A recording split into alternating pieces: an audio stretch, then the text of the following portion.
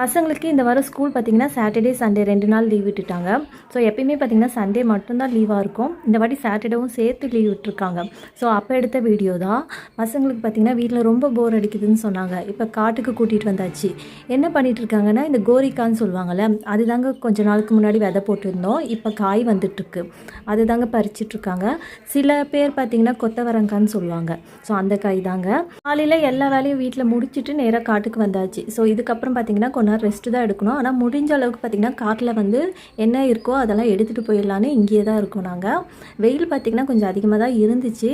இருந்தாலும் பார்த்திங்கன்னா பசங்களுக்கு தேவையான ஸ்நாக்ஸு தண்ணியெல்லாம் நான் எடுத்துகிட்டு வந்துட்டேன் வரும்போதே.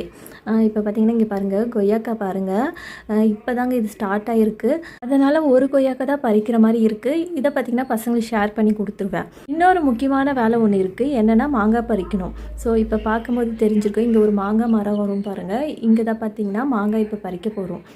என்னென்னா வந்து கொக்கி வச்சு தான் எடுக்கணும். பசங்க பார்த்திங்கன்னா எனக்கு கொஞ்சம் ஹெல்ப் பண்ணுறேன்னு சொல்லியிருக்காங்க. ஸோ அதனால் பார்த்திங்கன்னா நான் கொக்கி வச்சு மாங்காவை பறித்து போடுவேன். பசங்க வந்து கீழே இருக்கிறதெல்லாம் எடுத்து அவங்க ஒரு ஓரமாக வைப்பாங்க. அதனால் பார்த்திங்கன்னா பசங்க இருக்கும்போதே வந்து இந்த வேலையை முடிச்சலான்னு பார்க்குறேன். மாங்காய் பார்த்திங்கன்னா எல்லாமேலாம் பறிக்கல, ஒரு சில மாங்காய் மட்டும்தான் பறிக்க போகிறோம். ஸோ வீடியோ கண்டினியூவாக பாருங்கள். நம்ம சேனலை ஃபஸ்ட் டைம் பார்க்குறீங்கன்னா ப்ளீஸ் சப்ஸ்கிரைப் பண்ணிவிட்டு பாருங்கள். பக்கத்தில் இருக்க பெல் ஐக்கானை கிளிக் பண்ணிக்கோங்க. இந்த வீடியோ எப்படி இருக்குன்னு மறக்காமல் கமெண்ட் பண்ணுங்கள், ஷேர் பண்ணுங்கள். இப்போ பார்த்திங்கன்னா இந்த மாதிரி கொஞ்சம் பழுக்கிற மாதிரி இருக்குல்ல, அந்த மாதிரி மாங்காய் மட்டும்தாங்க எடுக்க போகிறோம்.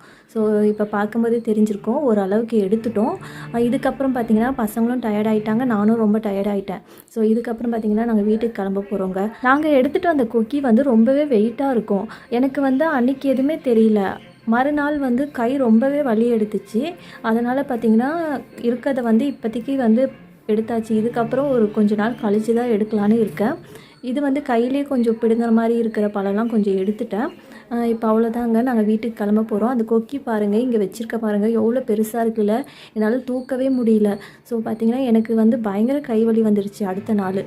இப்போ பார்த்திங்கன்னா வீட்டுக்கு கிளம்பிட்டு அதுக்கப்புறம் கொஞ்ச நேரம் ரெஸ்ட் எடுத்துகிட்டு அதுக்கப்புறமா அடுத்த வேலையை தாங்க பார்க்கணும். இந்த வீடியோ பார்த்திங்கன்னா அன்றைக்கே எடுத்தது தான் இதுவும். இது பார்த்திங்கன்னா முள்ளங்கி கொஞ்சம் போட்டு வச்சுருந்தோம். ஆனால் முள்ளங்கி பார்த்திங்கன்னா நல்லாவே இல்லைங்க.